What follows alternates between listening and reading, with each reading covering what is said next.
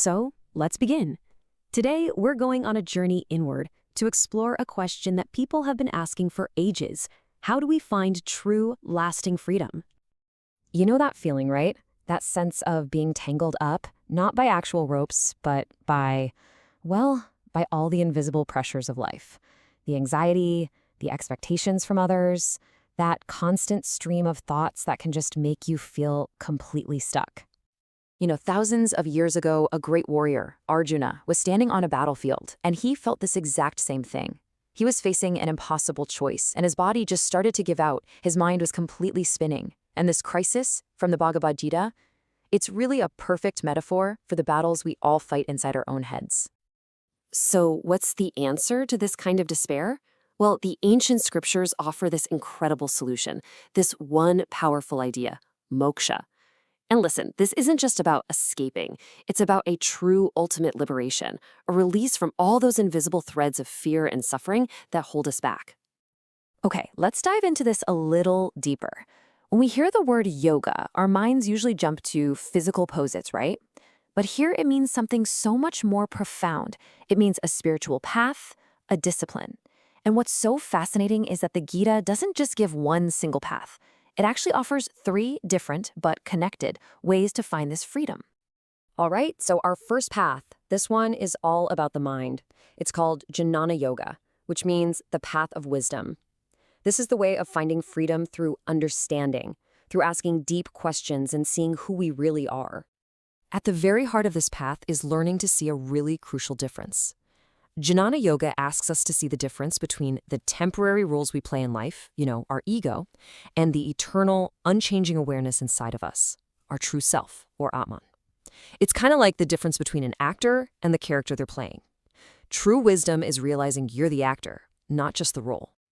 And this quote, wow, it just perfectly sums up what happens when you have that wisdom. When you start to see that same spark of life in all beings, the old walls of judgment just start to crumble. You find this deep, quiet peace and a real connection to everything and everyone. Now, let's move on to our second path. Because what if freedom isn't about running away from the world? What if it's about diving in, but in a totally different way? This brings us to karma yoga, the path of selfless action. Karma yoga is basically the art of living a spiritual life right in the middle of all your daily responsibilities. It teaches that you don't find freedom by giving up on action, but by completely changing the way you act. The secret is to do what you have to do, your dharma, with your whole heart, but without getting obsessed with the results. So how do you actually do this? Well, it's kind of like a 3-step process. First, you figure out what your duty is in a given situation. Second, you just pour all of your energy into doing it as well as you possibly can. And third, and this is the absolute game changer, you let go of the outcome. The praise, the blame, the success, the failure. You just offer it all up and release your ego's need to control it. And this is so important. This quote really hammers home that you have to be authentic on this path. It's not about doing what looks flashy or important to other people. It's about doing your own unique work with total integrity. There's a real sense of power and safety in just walking your own path, no matter how simple it might seem. Okay, so we've talked about the mind and we've talked about our actions. Now let's talk about the heart. This is Bhakti yoga, the path of finding freedom through the incredible power of love and devotion. Love is probably the most powerful energy we have, right? Bhakti yoga says instead of letting that energy get scattered and attached to temporary things, let's channel it. Let's direct all of it, our love, our longing, our faith, towards something higher. When you do that, your heart stops being a source of attachment and becomes the very key to your own freedom. Now, what I absolutely love about this is how inclusive it is. The Gita basically says, it doesn't matter where you're starting from. Maybe you're in distress and you're crying out for help. Maybe you're seeking some kind of worldly gain. Maybe you're just curious. Or maybe you're already wise. It doesn't matter. All of these are seen as valid starting points on this journey of the heart.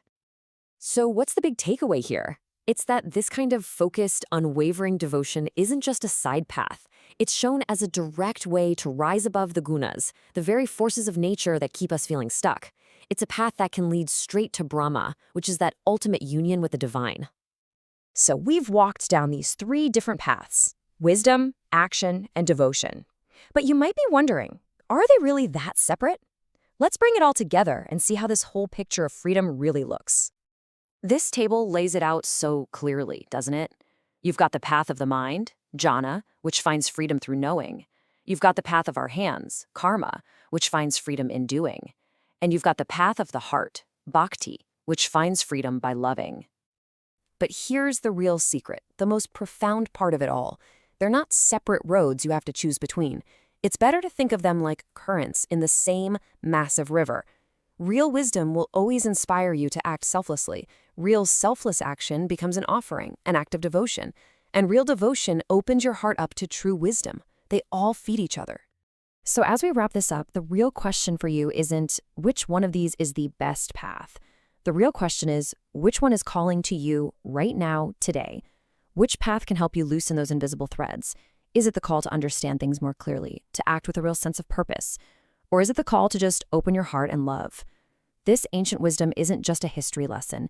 It's an invitation to listen to yourself and to find your own next step on the journey to freedom.